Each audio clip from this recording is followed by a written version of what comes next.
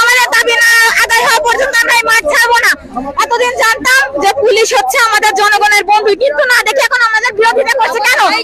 যেখানে মাইকও ব্যবহার করতে দিচ্ছে না, চেয়ারম্যান স্যার সেখানে স্পষ্ট ভাষায় বলেছেন যে হচ্ছে অনিয়ম কোন প্রকার ভাইভাতে অনিয়ম হয়েছে, তারপরে কেন এনারা প্রতিবাদ না করে আমাদের বিরুদ্ধে আসছে?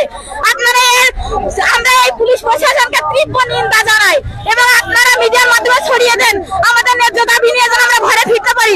আমরা আজকে অসুস্থ হয়ে পড়ছি, দেখছেন তো আপনারা। আমরা সেই 15 তারিখ থেকে এই আন্দোলনে আসছি, তারপরে একটা সুষ্ঠু সমাধান কেন দিচ্ছে না? আমরা সুষ্ঠু সমাধান চাই। দর্শক আপনারা দেখতে পাচ্ছেন এই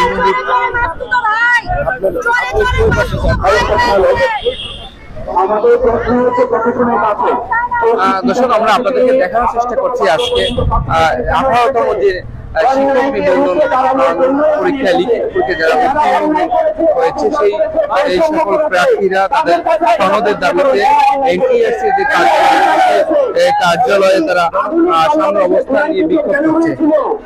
বৈষম্যের বিরুদ্ধে বৈষম্যমুক্ত বাংলাদেশের জন্য হয়েছিল, তাহলে কেন এই বৈষম্য হবে? আপনারা এনটিআরসি চেয়ারম্যানের কাছে কেন অনিয়ম করেছে, অন্যায় করেছে, কেন অবিচার করেছে, আমাদেরকে কেন রাজপথে নামিয়েছে?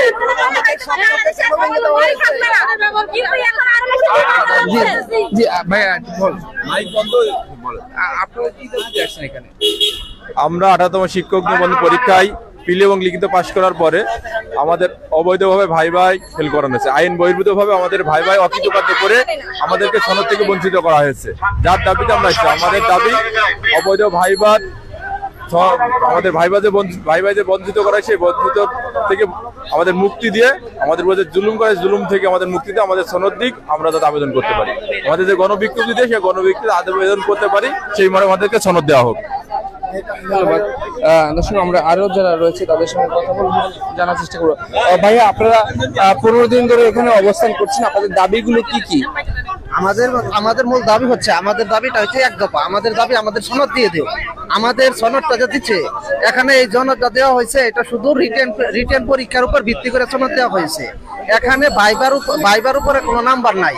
যদি ভাইবার উপরে নাম্বার থাকতো তাহলে না তারা একটা বৈষম্য করতো। যেহেতু রিটেন পরীক্ষার উপরে ভিত্তি করে সনদ দেওয়া হয়েছে, সুতরাং আমরাও একটা সনদ পাই। আর আমাদেরকে যাদেরকে প্রশ্ন করা হয়েছে ভাইবাতে, এখানে দেখা গেছে সার্টিফিকেটের উপরে মার্ক আছে 12। আমরা অনেকেই 12 থেকে 12 মার্ক পেয়েছি এবং এখন পোশাকাতি ড্রেস আপ এবং প্রেজেন্টেশনের উপরে এখানে আছে 4 মার্ক। এখানে 4 পেয়েছি, 12 আর 4 আমাদের 16 মার্ক হয়েছে। 16 মার্ক যদি আমাদের এখানে সার্টিফিকেট এবং উপস্থিতির উপরে হয়, তাহলে এনটিআরসি নিয়মে 40% মার্ক পাইলে পাস করা যায়। তাহলে কি আমরা 16 মার্ক পাইও 20-এর মধ্যে আমরা কি 40% মার্ক পাই নাই? এটা আমাদের আপনাদের প্রতি আমরা এটা প্রশ্ন রইল। যেহেতু আমরা 16 মার্ক এমনিতেই পেয়েছি, তাহলে আমরা ফেল করি কিসের ভিত্তিতে? তাছাড়া 12তমের আগে এখানে কোনো এনটিআরসিতে ভাইভাই ছিল না। 12তম থেকে 17তম পর্যন্ত ভাইভা হয়েছে। তখন তারা এখানে উপস্থিতির উপরে ভিত্তি করে দেখছে যে যাদের সার্টিফিকেট সনদ গুলো তো জাল ছিল, শুধু তারাই বাদ পড়ছে। তাহলে দেখা গেছে শতকরা 5 জন বা 4 জন বাদ পড়েছে। কিন্তু এখানে 18তম আইসা দেখা গেছে শতকরা তারা 30 জন বাদ দিছে। এটা কি ভেঙে নেওয়া যায়? এটা বৈষম্য নয়? অবশ্যই এটা বৈষম্য আমরা মনে করি। তাদের যদি এখানে যদি সার্ভারজনিত কোনো ত্রুটি হয়, আর তারা যদি যে কোনো ধরনের কোনো ত্রুটি হয়, তারা এটা খতিয়ে দেখুক। আমাদের সনদ আমাদেরকে দিয়ে দেব। আমাদের সনদ যদি সনদ দিলে যে চাকরি হবে তা না। যদি আমরা মেধার ভিত্তিতে চাকরি পাই, মেরিট লিস্টে যদি আমাদের আসে, তাহলে আমরা চাকরি পাবো, না হলে আমাদের কোনো এখানে আপত্তি নাই।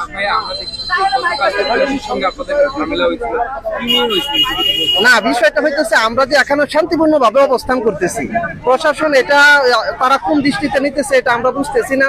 হয়তো এখানে দেখা গেছে এখানে চেয়ারম্যান স্যার আছে, উনি হয়তো আমাদেরকে ওখানে প্রশাসন ভাইদেরকে বলছে আমাদেরকে এখানে তাড়িয়ে দেওয়ার জন্য, হয়তো এর জন্য তারা এখানে ঝামেলা করছে। কিন্তু আমরা তো শান্তিপূর্ণ ভাবে অবস্থান করতেছি। আমরাও অবস্থান করতেছি 15 তারিখ থেকে। আমরা সনদের জন্য অবস্থান করতে আজকে 16 দিন যাবত আমরা এই অবস্থান করতেছি। ধন্যবাদ। আমরা একটু কথা বলবো। আপু, আপনার কাছ থেকে একটু শুনবো। জি, আসসালামু আলাইকুম। আমি রাবেয়া আক্তার মনি বলছিলাম। এনটিআরসি এর দ্য ডেইলি ক্যাম্পাসকে নিজে ভারপ্রাপ্ত chairman sir Nurul Alam sir ঘোষণা করেছেন যে তাদের ভাইবা বোর্ডে বৈষম্য করা হয়েছে। তিনি আমাদের যে ভাইবা বোর্ডে যে 60 জন ছিল তাদের মধ্যে 47 জনকে ফেল করানো হয়েছে। এই বোর্ডের দায়িত্বে ছিলেন কামরুল আহসান। এইটা তিনি চেয়ারম্যান স্যারকে জানিয়েছেন, ভারপ্রাপ্ত চেয়ারম্যান স্যার এটা চেয়ারম্যান স্যারকে জানিয়েছেন যে ভাইবা বোর্ডে এরকম ভাবে বৈষম্য করা হচ্ছে। তিনি তারপরেও এটাতে কোনো রায় দেননি, এটাতে তিনি চুপচাপ ছিলেন, কারণ উনি দুর্নীতি করে বসে আছেন, উনি তো টাকা খেয়ে বসে আছেন, উনি দুর্নীতি করেছেন, তাহলে উনি কিভাবে এটার বিরুদ্ধে কথা বলবেন? এটা হচ্ছে একটা কথা। এনটিআরসি এর চেয়ারম্যান গত 15 দিন যাবত ছুটিতে ছিল, গতকালকে ওনার ছুটি শেষ হয়েছে, তাহলে গতকালকে উনি অফিস করেননি, আজকেও অফিস করেননি কেন? দেশে কি আইন নেই?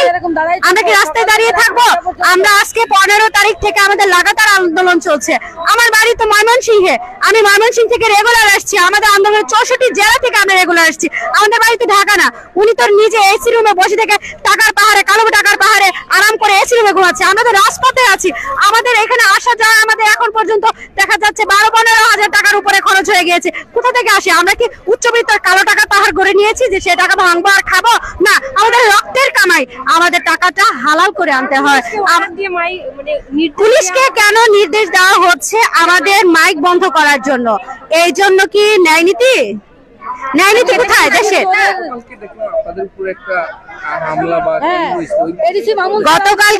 গতকালকে রমনার স্যার হচ্ছে মাসুদ স্যার, যেটা আমাদের উপর লাঠি চার্জ করা হয়েছে, সেটা অনেক মিডিয়া, 71 টিভি বলেন, নিউজ 24 বলেন, যেগুলো ATN news, daily star, daily campus, এগুলো নিউজে আপনারা দেখতে পারবেন। যেটা আমি বলছি না, জাতীয় যে নিউজ মিডিয়া ওগুলাতে বলা হচ্ছে যে আমাদের উপর কিভাবে লাঠি চার্জ করা হয়েছে। এটা তো আমরা বলার আগেই নিউজ টেলিকাস্ট করে ফেলেছে যে আমাদের উপর লাঠিচার্জ করা হয়েছে। আমরা ন্যায়ের কথাগুলো আমরা বলতে পারছি না। কেমন দেশ? বৈষম্য বিরোধী আন্দোলনে কি এদেশের নাগরিক না? আমরা কে? চেয়ারম্যান কে হয়ে গিয়েছে, আর আমরা 20,000 পরিবারের কোনো সমবেদনা যাচ্ছে না কানে। আমি প্রশ্ন রাখছি জাতির কাছে, আমরা কে আর চেয়ারম্যান স্যার কে? উনি একাই দেশের নাগরিক না আমরা সবাই নাগরিক? এদেশের প্রশাসন ব্যবস্থা নেই। আমি আরেকটা কথা বলতে চাচ্ছি যে চোরে চোরে মাস্তুতো ভাই, চোর দুর্নীতি করে চেয়ারম্যান স্যার দুর্নীতি করেছেন, এবং পুলিশ যে সে নিজেও তো দুর্নীতিগ্রস্ত ঘোষখোর, কে না জানে ডিবি হারনের ঘটনা, তারই তো চেলাপেরা এরা, তারই শিষ্যরা। তাহলে চোরে চোরে মাস্তুতো হয়েছে, পুলিশ আমাদেরকে কোনো ধরনের ফ্যাসিলিটি দিচ্ছে না, আমাদের কথা বলতে দিচ্ছে না, আমাদের মাইক কেড়ে নিচ্ছে। মাইক কেড়ে নিলে কি হবে? একটা মাইক কেড়ে নিবে, আমার কণ্ঠ কি আটকে থাকবে?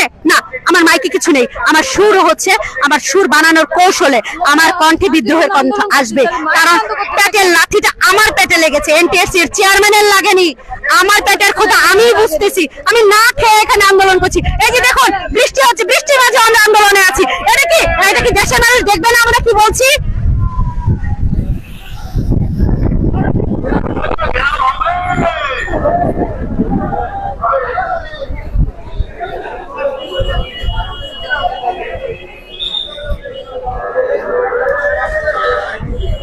দর্শক, আমরা কথা বলবো আরো যে শিক্ষকরা রয়েছে, অর্থাৎ তারা যারা ভাইবা পরীক্ষা দিয়েছে, কিন্তু তাদের সঙ্গে কথা বলবো এবং তাদের যে দাবিগুলো রয়েছে সেই দাবিগুলো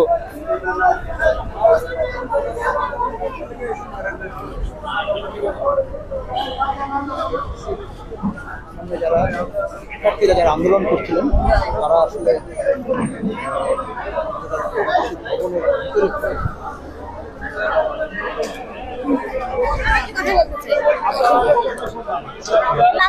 আমি কথা বলতে পারবো, আমার লাউড আছে। আপনারা একটা বিষয় বিবেচনা করে দেখবেন, 1 থেকে 12তম পর্যন্ত কোনো ভাইভাই ছিল না, তারপরে আসতে হচ্ছে 13 থেকে 17তম 18তম পর্যন্ত ভাইভা আসছে। কেন নিয়েছে তারা? তাদের নীতিমালায় ছিল যে হচ্ছে অনেকে জাল সনদের ভিত্তিতে চাকরি করতেছে, সেই সার্টিফিকেট গুলো জাস্টিফাই করার জন্য তারা ভাইভা নিছিল। এখন আমাদের কথা হচ্ছে যে ভাইবার মার্কস সনদে যুক্ত হয় না, যে হচ্ছে ই সনদ প্রদান করেছে সেখানে কিন্তু ভাইবার মার্ক উল্লেখ হয়নি, সেখানে ফেল করা তো সম্পূর্ণ অযৌক্তিক। আমরা দেখছি যে হচ্ছে ই সনদে অনেকে 40 পেয়েও ঠিক আছে, তাহলে আমরা কি যোগ্য না?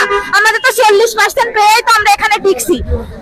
আর হচ্ছে সবাই বলতেছে যে আমরা ফেল করে কেন আন্দোলনে আসছি। আসলে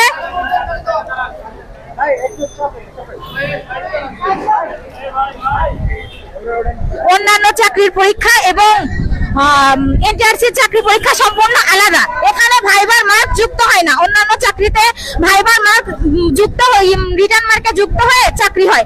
এখানে এরা শুধুমাত্র সনদ দেয়, তারা হচ্ছে চাকরি দেয় না। তাহলে কোন যুক্তিতে আমাদেরকে এতগুলো মানুষকে ফেল করায়? আর হচ্ছে চেয়ারম্যান স্যার উনি তো স্পষ্টভাবে বলেছেন ভাইবা বোর্ডে অনিয়ম হয়েছে, তারপরে এই পুলিশগুলা কেন এদের বিরুদ্ধে যাচ্ছে না? আমাদের ন্যায্য দাবি, আমরা কি দেশের নাগরিক না? আমরা এই ন্যায্য দাবি হচ্ছে আদায় করতে পারবো না? আজকে তো আমার মনে হচ্ছে যে আমি শিক্ষিত হয়ে ভুল করেছি, কারণ শিক্ষিত হয়ে আজকে আমাকে মাঠে নামতে হয়েছে। আমি যদি আজকে মূর্খ হতাম তাহলে তো এই জায়গায় আসতাম না। তাহলে এই শিক্ষিত কেন হয়েছি? এই শিক্ষিত তো কোনো দরকার নাই। আমরা মনে করবো আগামী প্রজন্মের কোনো বাচ্চা যেন শিক্ষিত না হয়। শিক্ষিত হয়ে কি লাভ? যেখানে শিক্ষকতারই মর্যাদা নাই, সেখানে আজকে আমরা রাস্তায়। কেন রাস্তায়? এর প্রতিবাদ কি কেউ করবে না? আমরা আজকে 15 তারিখ থেকে এখানে লাগাতার কর্মসূচি পালন করতেছি, তারপরে কারোর কি কোনো করতেছে না যে আমরা কেন? তাদের বিষয়টা একটু বিবেচনা করে দেখা উচিত যে তারা কি দাবিতে আসছে, এটা তো তাদের অবশ্যই একটু তদন্ত করা উচিত। তারা কেন করতেছে না? সবাইকে এদেশে কি কোনো ন্যায্য অধিকার আদায় করার কোনো নাই? এদেশে কি ন্যায্য বিচার নাই? আমরা কি দেশের নাগরিক না? কেন আমাদের এই প্রহসন করা হয়েছে? আপনারা দেখছেন এক এক বেডে এক এক রকম প্রহসন করা হয়েছে। কোন কোন বোর্ডে 30 জনের 27 জনকে ফেল করানো হয়েছে, 3 জনকে পাস। কোন কোন বোর্ডে 30 জনের 27 জন পাস, 3 জন ফেল। কেন এইভাবে কেন এই বৈষম্য করা হয়েছে? যেখানে ভাইবার মার্ক যুক্ত নাই, 20 মার্ক ভাইবাতে, সেখানে ওদের নীতিমালায় আছে যে 40% পাইলে ভাইবাতে উত্তীর্ণ হতে পারবে। সেখানে আমরা আমাদের সনদে পেয়ে থাকি 12 মার্কস। তাহলে এখানে 60 মার্কস আমরা পেয়ে যাচ্ছি। তাহলে কেন আমাদেরকে এই বৈষম্য করা হয়েছে? আমাদেরকে কেন বঞ্চিত করলো? আমরা তো সনদের দাবিতেই আসছি। আমরা মাননীয় প্রধান উপদেষ্টাকে জানাতে চাই এবং শিক্ষা উপদেষ্টাকে জানাতে চাই, তারা যেন আমাদেরকে আমাদের এই ন্যায্য দাবি পিছনে তারা যেন এই ন্যায্য দাবিটা মেনে নেয় এবং এমআই করেন। আপনারা এটা একটু মিডিয়ার মাধ্যমে ছড়াই দেন। আমাদের সাথে বৈষম্য করা হয়েছে, আমরা আর পারতেছি না। আমাদের মাইক কিনে নিয়েছে পুলিশ, আমাদের মাইক পর্যন্ত চালাতে দিচ্ছে না। কেন দিচ্ছে না? তারা কি এই অন্যায়ের বিরুদ্ধে আছেন? তারা কি এই যে হচ্ছে এই অন্যায়ের টাকা খেয়েছেন? কেন আমাদের সাথে এরকম করছে? গতকালকেও এডিসি মামুন স্যার, তারপরে আরেকজন আছে, ওনার নামটা খেয়াল নাই, ওনারা কিন্তু মাইক বন্ধ করে দিয়েছে। আর এডিসি মামুন স্যার 22 তারিখেও আমাদের লাঠি দিয়ে পিটাইছে এবং গ্রেনেডটা উনিই মারছে এবং 23 তারিখে যমুনাতে উনি কিন্তু পিটাইছে। একমাত্র ওনাকে দেখা হয়েছে আমাদের প্রতি হিংসাত্মক। একটা বাঘ যেমন একটা জিনিসকে যেমন মানে হিংসার বসে এরকম গিলে খেতে চায়, এডিসি মামুন স্যার কিন্তু সেটাই করছে। আপনারা প্রতিটা চ্যানেলে কিন্তু এটাই দেখেছেন। গতকালকেও আমরা উপরে উঠছি, যেহেতু চেয়ারম্যান স্যার আমাদের সাথে দেখা করতেছে না, কেন দেখা করতেছে না সেটা আমরা জানার জন্য উঠছিলাম। ওনারা যে কিন্তু মামুন স্যারকে সরাসরি দেখবেন, ভিডিও ফুটেজ আছে, উনি ধাক্কাতে আমাদেরকে নিয়ে আসছে। এই অধিকার ওনাকে কে দিয়েছে? আমাদের কেন? আমরা কি দেশের নাগরিক না? উনি কি চোরকে পাহারা দিচ্ছে? উনি চোরের পাহারাদার? এই পুলিশ প্রশাসন কি চোরের পাহারাদার? আর আমরা কি দেশের নাগরিক না? আমরা কি রোহিঙ্গা?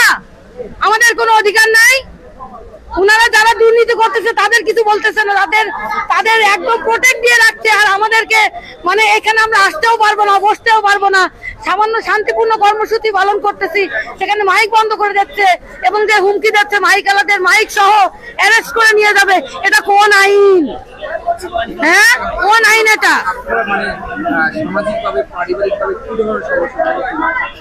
আমরা পারিবারিকভাবে, আমি ব্যক্তিগত কথা বলি, আমি গত 15 তারিখ থেকে এখানে অবস্থান করতেছি। আমার ছোট্ট একটা বাচ্চা আছে, 3 বছর বয়স। আমি ওকে রেখে আমি ঢাকাতে আছি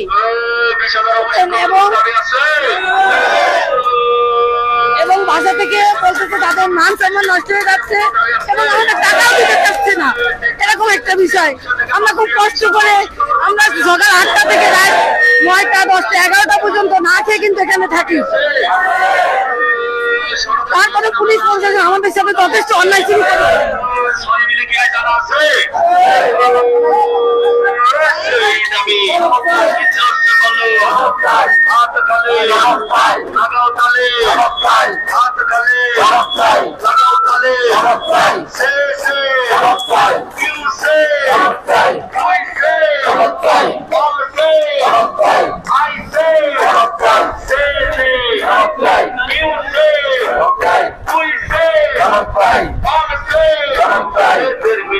ভাইবা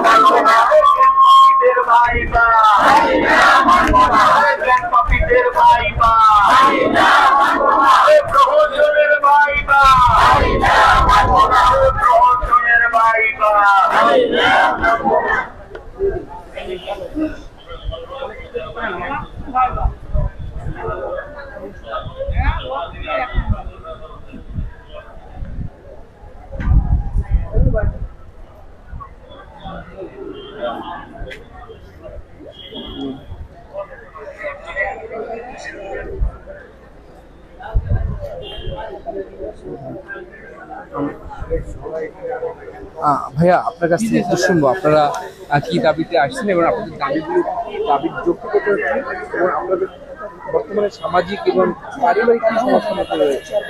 আচ্ছা, আমি প্রথমে একটা জিনিস আপনাকে জানাইতে চাই, সেটা হলো আমরা এনটিআরসির ভাইবা বৈষম্যের শিকার।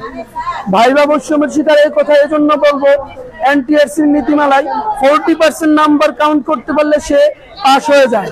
আমরা লিখিততে 40%, প্রিলিতে 40% নাম্বার পেয়ে তারপরে ভাইবা বোর্ডে বসেছি। তারপর কি হলো, ভাইবা বোর্ডে আমাদেরকে 40% নাম্বার কাউন্ট করতে হবে 20-এর মধ্যে।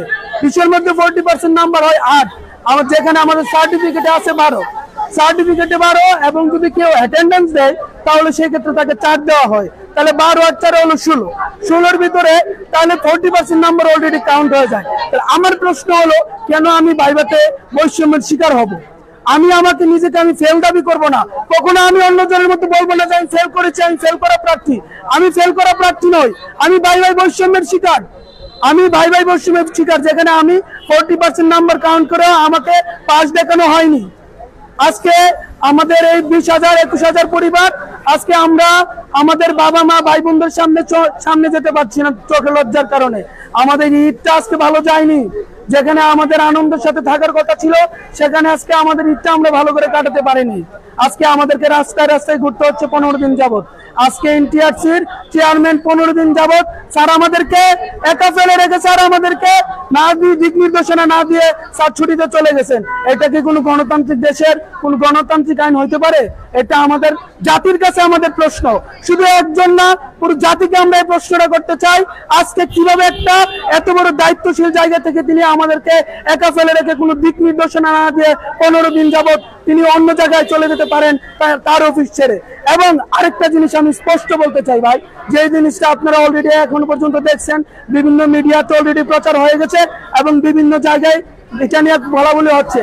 তারা প্রথমে যে ফলসটা করেছে সেখানে হলো প্রথমে 60,000-এর রেজাল্ট দেওয়ার পরে তারা আবারও তারা রেজাল্ট দিছে, তারা আবারও 100 জনের উপরে রেজাল্ট দিছে, যেটা তাদের একটা প্রথম ফলস। দ্বিতীয় ফলস হলো তারা রেজাল্ট দেওয়ার পরে তাদের ভিতরে যদি ভয় না থাকে, তাদের ভিতরে ভয় না থাকলে তারা কেন পুলিশ প্রোটেকশন চাবে? তাদের ভিতরে অবশ্যই সেই ভয়টা আছে, তারা বৈষম্য করছে যে কারণে পুলিশ প্রোটেকশন চাচ্ছে। আর তৃতীয়ত সবচেয়ে বড় যে পয়েন্ট, টু দা পয়েন্ট আমি জাতির উদ্দেশ্যে বলতে চাই, সেটা হলো এনটিআরসির যিনি ভারপ্রাপ্ত চেয়ারম্যান আছে এখন, তিনি বলেছেন ভাইবা বোর্ডে বৈষম্য হয়েছে এবং তিনি চেয়ারম্যান স্যারকে এটা অবহিত করেছেন, স্যার সেই ব্যবস্থা নেন নাই। যেই কারণে আমরা বলতে চাই, আমরা কি ফেল করা স্টুডেন্ট না, আমি বারবার বলতে চাই আমরা বৈষম্যের শিকার।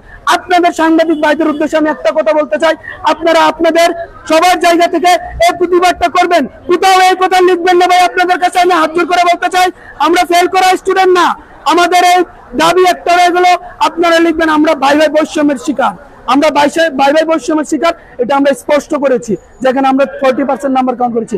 আর আরেকটা কথা বলতে চাই, আজকে আমাদের এত লোক, আমরা 15 দিন যাবত রাস্তায় রাস্তায় ঘুরছি, কিন্তু কেউ আমাদেরকে দিকে তাকাচ্ছে না। আমরা জাতির উদ্দেশ্যে, আমরা আমাদের উচ্চ লেভেলে যারা আছেন, আমাদের উপদেষ্টা মন্ডলী যারা আছেন, তাদেরকে আমরা অবহিত করতে চাই আমাদের এই যৌক্তিক দাবি। আপনারা খতিয়ে দেখুন, যদি আমাদের দাবি যৌক্তিক না হয় আমরা রাজপথ থেকে ফিরে যাব। আমরা 21,000 পরিবার আজকে অসহায় হয়ে রাস্তায় রাস্তায় ঘুরছি। জানেন আপনি, কারো বাবা কারো মা এসে রাস্তায় দাঁড়িয়েছেন এই যৌক্তিক দাবির কারণে। কেউ প্রেগনেন্ট অবস্থায় এসে দাঁড়িয়েছেন, আমাদের মা বোনেরা অনেকেই রাস্তায় এসে দাঁড়িয়েছেন। কেন তাদের কি কোনো মূল্যায়ন করা হবে না? কেন? আমরা গণতান্ত্রিক দেশে বাস করি, আমরা গণতান্ত্রিক দেশে বাস করি। তাছাড়া পুলিশ প্রোটেকশনে রেখে আমাদেরকে, আমরা শান্তিপূর্ণ আন্দোলন করতেছি ভাই, আমরা কাউকে ভাঙচুর করি নাই। এই ইতিহাস দেখাইতে পারবে না এই 15 দিন যাবত আমরা যে আন্দোলন করতেছি, আমরা কাউকে ভাঙচুর করি নাই, আমরা কাউকে ভাঙচুর করি নাই, কোনো দ্বিধাদ্বন্দ্ব যায় নাই। আমরা একটা শান্তিপূর্ণ আন্দোলন করতেছি, সেখানে পুলিশ দিয়ে আমাদেরকে দাবিয়ে রাখা হচ্ছে, আমাদের মাইক কেড়ে নেওয়া হচ্ছে। কখনো বলতেছে আপনারা জুড়ে নয়েজ করতে পারবেন না। কেন ভাই, কেন এটা করতে পারবো না? কেন? সারা বাংলাদেশে তো মাইক চলে, সারা বাংলাদেশে মাইক চলে, এটা আমার গণতান্ত্রিক অধিকার। আমি জানিয়ে দেবো সারা বাংলাদেশের মানুষকে আমি বৈষম্যের শিকার। আজকে 24-এর বাংলায়, 24-এ যেখানে বৈষম্যের খতম, বৈষম্যকে কবর দেওয়া হয়েছে, সেখানে আবার বৈষম্য সৃষ্টি করা হচ্ছে। আমি জাতির উদ্দেশ্যে বলতে চাই, একজন ব্যক্তি নয়, পুরো জাতি জানুক আজকে আমাদের সাথে কি করতেছে, আজকে আমাদের সাথে কিভাবে বৈষম্য করা হচ্ছে। আমরা 40% যেখানে নীতিমালায় বলা আছে, সবাই নীতিমালাটা পড়ুন। আমরা যদি কোনো অযৌক্তিক দাবি নিয়ে আসি, সবার কাছে আমার অনুরোধ, নীতিমালাটা পড়ুন ভাই। নীতিমালায় লেখা আছে 40% নাম্বার। তারা তো চাকরি দেয় না, তারা শুধু পাস এবং ফেল। তারা শুধু দিলে পাস, 40% নাম্বার কাউন্ট করতে পারলে সে পাস। আমি তো 40% নাম্বার, যেখানে প্রিলিতে নেগেটিভ মার্ক ছিল, সেখানে আমি নেগেটিভ মার্ক উতরিয়ে তারপরে ভাইভাতে আমি প্রিলি পাস করে রিটেন দিয়েছি। রিটেনে আমি তো 40% নাম্বার পেয়েছি। যে প্রার্থীটা 40% নাম্বার পেয়ে আজকে সনদ পায়, আমি কেন পাবো না? আমি যদি সনদ না পাই, আমাকে সে নাম্বারটা দেখাক, আর বিগত সালের আমার একটা প্রশ্ন জাতির কাছে আমার একটা প্রশ্ন, বিগত সালের যে বিজ্ঞপ্তিগুলো আছে, সেই বিজ্ঞপ্তিগুলো আপনারা খতিয়ে দেখুন, সেখানে পাশের হারটা দেখুন। আপনাদের কাছে আমার এই অনুরোধ, এবং আমাদের যারা উপদেষ্টা মন্ডলী আছে তাদের কাছে আমাদের একই অনুরোধ রইল, আপনারা আমাদের এই জিনিসটাকে অবশ্যই আপনাদের আমলে নেবেন, এবং সেটা আমাদের যদি যৌক্তিক দাবি হয়ে থাকে অবশ্যই সেটা আমাদেরকে মেনে নিতে হবে, আপনাদেরকে মেনে নিতে হবে। জাতির উদ্দেশ্যে আমি এই কথাটা বলতে চাই বারবারই। আর ভাই, আপনাদের কাছে আমার একটা অনুরোধ হলো, সাংবাদিক ভাইদের কাছে, ফেল করা স্টুডেন্টের কথাটা কোথায় লিখবেন না, আপনাদের কাছে অনুরোধ, বৈষম্যের শিকার লিখবেন। আবার একটা নিয়োগ বিজ্ঞপ্তি দিয়েছে দেখলাম। কোনটা? আচ্ছা, এই যে 113 জন, এটা একটা হাস্যকর এবং খুবই দুর্নীতিযুক্ত একটা হাস্যকর একটা কাহিনী করলো ভাই। যেখানে 15 তারিখে ওনারা রেজাল্ট প্রকাশ করার কথা, সেখানে কেন 21 তারিখ 22 তারিখে রেজাল্ট প্রকাশ করবে? নিশ্চয়ই তাদের ভিতরে গাফলা আছে, তাদের ভিতরে অবশ্যই কোনো সমস্যা আছে, তাদের কাছে অবশ্যই কোনো সমস্যা আছে, যে কারণে এই কাজটা করছে। আমরা একটু ভাই আপনার কাছ থেকে শুনবো যে আসলে দীর্ঘ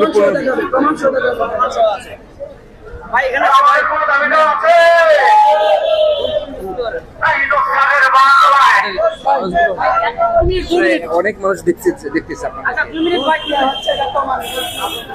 সম্মানিত দেশবাসী, আমরা এনটিআরসি কর্তৃক 18তম ভাইভা বৈষম্যের শিকার 20,000 পরিবার আমরা রাস্তায় আছি। আপনারা অনেক মন মানসিকতা পোষণ করেন যে এরা রাস্তায় কেন।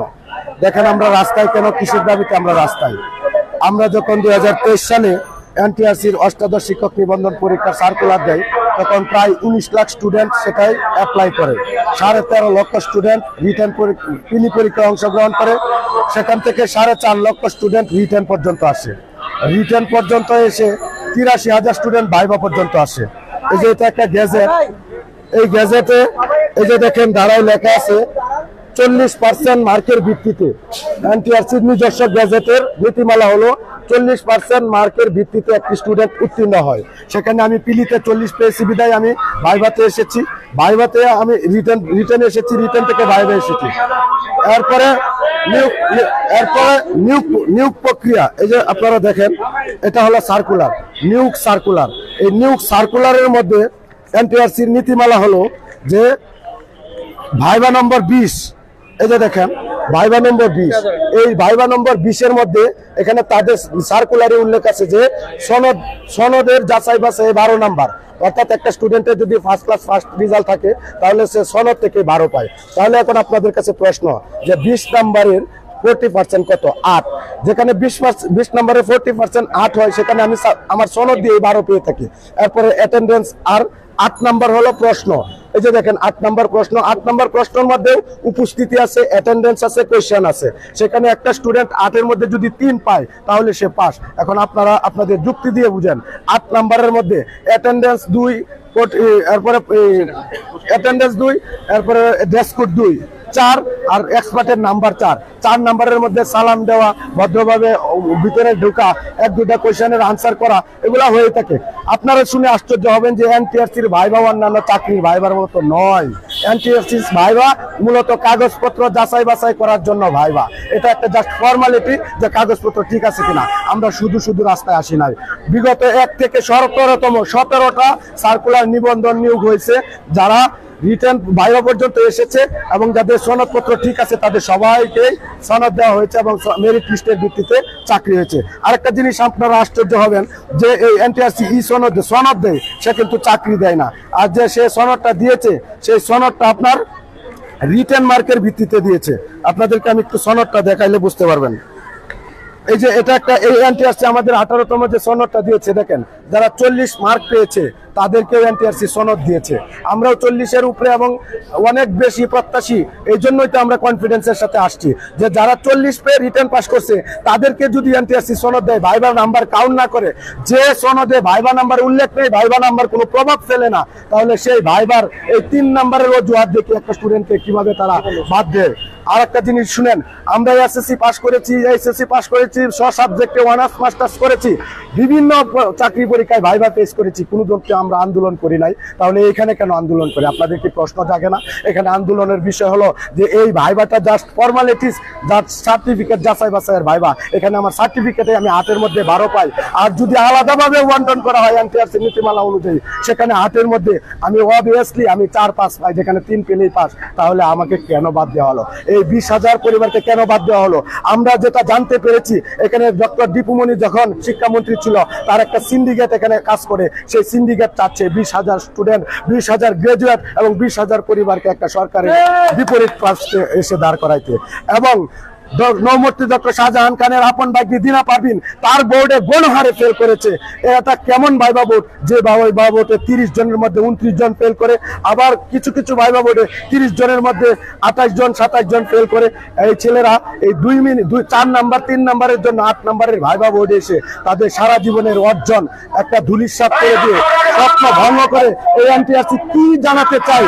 এই এনটিআরসি জাল সনদ। এই যে দেখেন আমার কাছে ডকুমেন্ট, 60,000 জাল সনদে শিক্ষকরা চাকরি করতেছে। এই যে দেখেন তালিকা, সব জাল সনদ। ওরা জাল সনদ বিক্রি করে, অথচ আমাদের ন্যায্য দাবি আদায় করে না।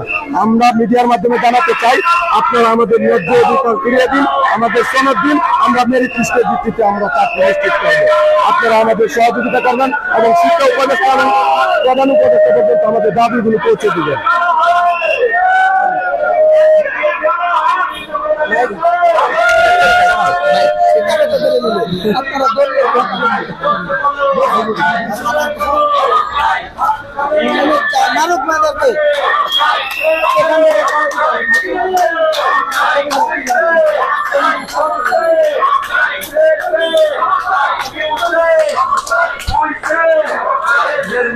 ভাইবা